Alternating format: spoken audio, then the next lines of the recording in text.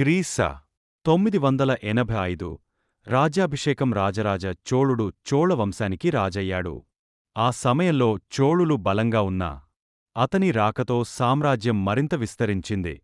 Peak moment క్రీస 993 శ్రీలంకపై దండయాత్ర చేసి ఉత్తర భాగాన్ని స్వాధీనం చేసుకున్నాడు.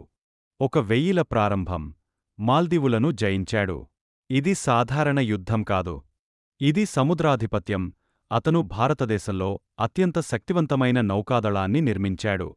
చోళ సామ్రాజ్యం దక్షిణ భారతదేశం నుండి శ్రీలంక వరకు విస్తరించింది. 1000 ప్రారంభం మాల్దీవులను జయించాడు. ఇది సాధారణ యుద్ధం కాదు. ఇది సముద్రాధిపత్యం.